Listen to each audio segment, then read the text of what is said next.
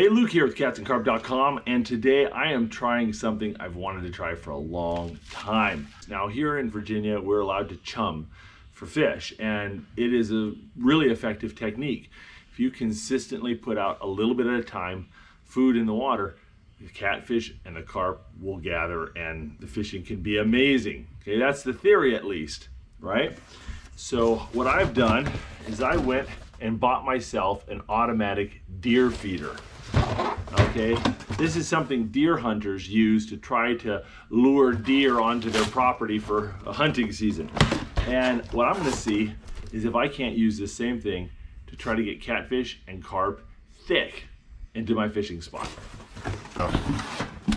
Okay, so we got about a 6.5 gallon bucket here. I have never used one of these before, so I am curious to see how it works. All right, this little feeder is pretty sophisticated. I program in the time of day and I program in how many pounds of feed it has. And then there's 6 timers. And I tell it what time of day I want it to feed and how many seconds I want the feeder to spin. And so I'm programming it for 2-second bursts, which is about 3/4 pound to feed. And I'm setting them at sunset and then every 2 hours until sunrise. And I'm trickling out anywhere from about 1/3 pound to 3/4 pound of feed each time. And then it tells me that my feed will last for 13 days. I'm gonna go ahead and set a feed time for a few minutes from now, and I'm gonna fill this up with feed and we're gonna test it.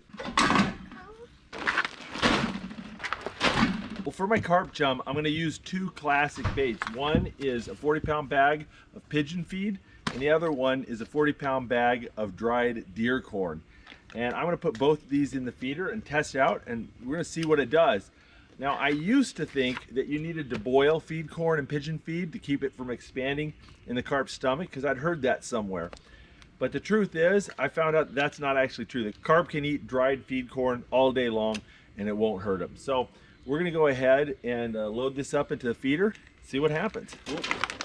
Yeah, I thought that was a bag of feed corn. Looks like I grabbed the deer pellets instead. It's got a little bit of cracked corn in there, a little bit of grain, and these pellets, and it smells like apple and molasses. It actually smells really good. This might actually be a really good carp bait. But I know the pigeon feed works, so I'm gonna throw both in there and we're gonna see what happens.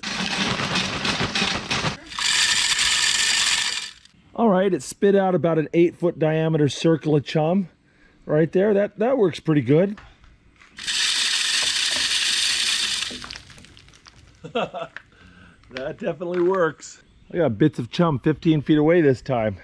It's got some pretty good distance. Well, we're gonna go look for a spot to hang that feeder, and the boys were naughty, so I'm making them get towed behind the boat. That'll teach them.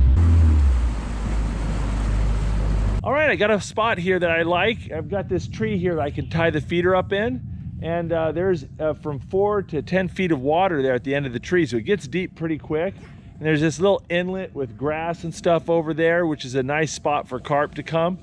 So yeah, I think it's got all the makings of a good spot to hang this thing up.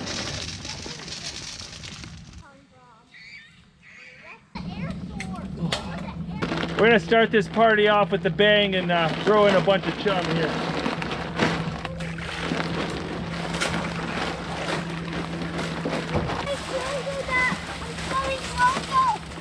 It's only about 2-3 feet deep under the feeder, but over here it's about 4 feet deep, and over here it's very deep. So hopefully we're gonna come back here in about a week, and we're gonna fish here at night, see what happens. Well, there you go. That thing's camouflaged pretty good. You can't see it very well at all. All right.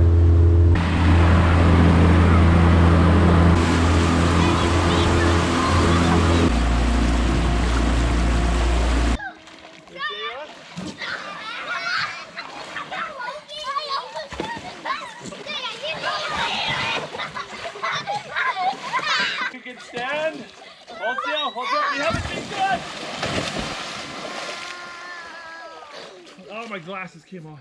It's been 4 days since me and Becca came out here and chummed up that spot, so we are gonna go out and see what happens. I'm gonna go and drive past it with the fish sonar, see if I see anything. Then I'm gonna go and fish it a little bit, and we're gonna find out really quick whether this is helping or not. So this is side imaging sonar. This is the boat right here, and this is the scan to the right for 50 feet, and this is scan to the left for 50 feet. You can see there's a school of fish right there suspended in the middle of the water column a little bit to my right, and there's a school of small bait fish right there. And you can see right there, there's a large fish of some type. You can see his shadow right there. He's suspended off the ground. It's that bright spot right there. You see right there, that's a sunken log. You can see the shadow it's making. It's sticking up off the ground a little bit. And these bright marks are logs that are laying flat on the bottom. And here's the log that's sticking up a little bit. Large fish like carp and catfish show up really good on the side imaging sonar, especially if they're off the bottom just a little bit. So I'm gonna go about 50 feet from the feeder, drive by, and we're gonna see if there's any fish on the sonar. We just passed it. Oh, look at that. There's some marks right in there. They weren't huge and they weren't high off the bottom, but there was definitely some signals there. Maybe some channel catfish, we'll see. Doesn't look like anyone's been messing with it. I'm gonna sit and anchor up just offshore here so we can fish underneath it. And I wanna see if it's working.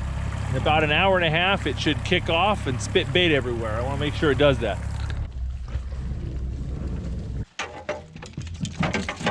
I've got a classic pack bait here. Panko, grits, oatmeal, jello, and sweet corn. You got this number 6 hook with a fake piece of corn.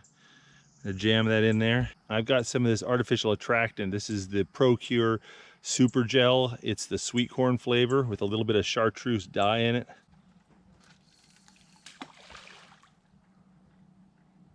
Well, we probably stirred them up a little bit by driving the boat by and chucking some stuff in there. So they might have scattered a little bit, but if this thing is working, they'll come back pretty quick. And we've got our rods tight together right underneath those branches, kind of on the edge. And we got one on the right, one in the middle, and one on the left. So, I mean, if there's any fish prowling underneath that feeder, it's gonna work. It's gonna work pretty quick. By the way, fun little tidbit, the day I hung up the feeder, I lost my glasses over at the boat ramp, and I spent probably 30 minutes diving down to the bottom of the lake looking for them, and I learned a few things about sound. First off, my kids were playing 15, 20 feet away very loudly, and I couldn't hear them at all underwater, okay? And some people started shooting off fireworks. I couldn't hear that underwater either. But somebody walked onto a floating dock nearby and it was really loud. And then another guy idled his boat about 100 yards away and it sounded like I was about to be run over and killed. It was so loud. So I have a new appreciation for boat noise and noises in the water, but I don't think you should have any fear of people talking or being loud above the water. It just seems like sound only carries well if it's actually sound in the water. Fun little fact there. Hasn't been 5 minutes, I just got a hit on this rod. Look at this, the line's heading right for the boat. There's a fish on here. Oh, oh, yeah. Oh, what was it? Oh, he popped off. Yeah, that headed right for the boat. The fish was almost underneath the boat when I tightened up the line. We tend to lose more fish with the catfish because the hook point, if it hits that plate in their mouth, it doesn't purchase well. Hair rigs work on catfish, but not as well as they do on carp. So, yeah, who knows? Speculation. Let's go throw it out there and see if we catch another one. The outside rod just got hit again. A whole bunch of slack put in the line. Let's see what happens. I've been sitting here for about 20 minutes and a lot of little fish have been jumping under that tree. Now, I'm not seeing that anywhere else, but under there seems to be a lot of action with bluegill or shad or something over there. They're not big fish. Oh, I just saw that though. That was a channel catfish just rolled right there. I got a good look at him. He was blue. He's pulling it right there. It's taking it again.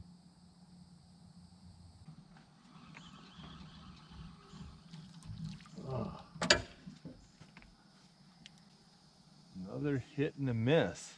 Well, it's 9:30 and the bait feeder went off like clockwork, but it scared the bejeebies out of me. I'm sitting here in the dark looking at my phone, all of a sudden I hear this sounded like, sounded like a rabid raccoon was exploding. But I think we need to give it another week or so, so I'm gonna go and top off the feeder and reel it up and call it for tonight. And we're gonna come back after about a week and see how the spot's doing.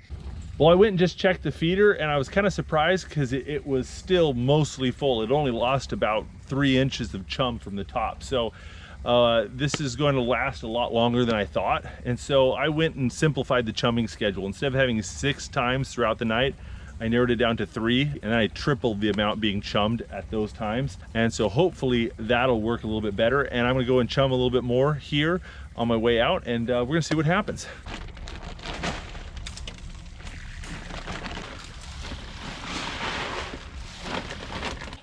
All right, I got your milk, you got your fishing boots, you got your fishing rod. All right, let's go. Hop in the car. Well guys, it's been about 9 days since I hung that auto feeder up. I've got some pretty high hopes about what's gonna happen tonight. I'm really curious to see what's underneath that feeder. You excited to go fishing? Yeah. Well, the auto feeder should be going off in about 10 minutes. So hopefully the fish are underneath it waiting for the first dinner bell. Well, a little disappointing. I only saw 1 fish on the fish finder, but you know, there's often a lot you can't see. And I'm here a bit earlier than I was last time. So we're gonna anchor up and just see what happens. The proof will be in the pudding. Here, why don't you put it right there? Good then? Okay, good. We're just sitting there and something started slurping up a few of the floating seeds underneath the feeder. And I can see bubbles going crazy underneath there. I think we're about to get hit. Hold still, don't move, Jacob, don't move. Shh, quiet. Oh, look at that, look at that. Sure enough, big old hit right there on the middle rod. Yeah, oh, yeah. Yeah. Yeah. Something going on. Oh, yeah. It's a skunk, Mom. It's a skunk, Daddy.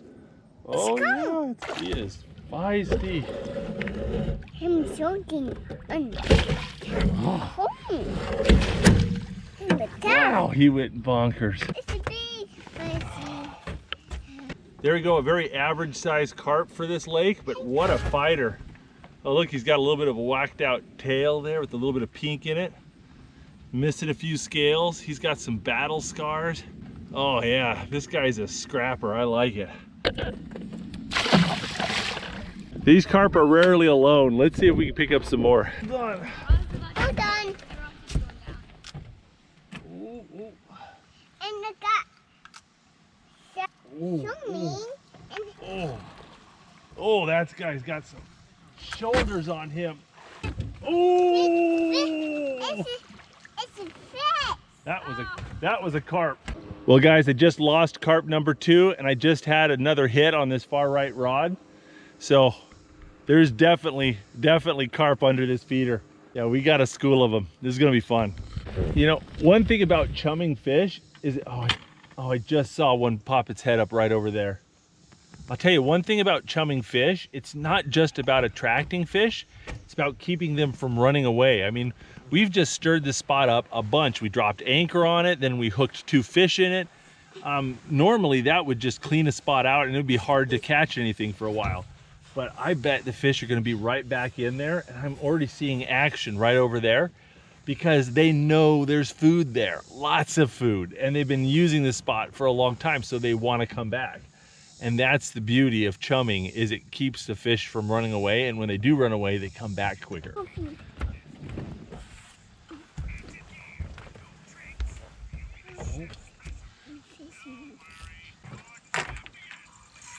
Ooh, pulling some drag. Oh. Yeah, it's a catfish. Yeah, it's probably about an 8 pound, 8-9 pound channel catfish, man. Whew. That was a really nice channel catfish. He's probably 8-9 pounds, and he was attracted to bird seed and caught on a piece of fake corn with strawberry jello and breadcrumbs. It's not exactly the typical catfish bait, but man, I've caught a lot of catfish on this stuff. Ooh. Come here, Jake, come here. Look, it's a big one. Look at that. It's another gun. Oh, it's a big one, yeah. Oh. Look how long he is, but he's not very fat at all. He's really kind of skinny, but look at the size of the head on him and the mouth. That is a huge mouth.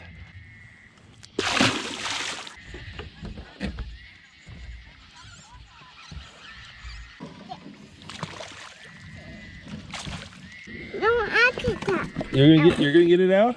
You're gonna get it out. You're gonna get the hook out? Here, let's close it. You got it out! You did it! Oh, this guy's got such a huge head on him. All right, there we go.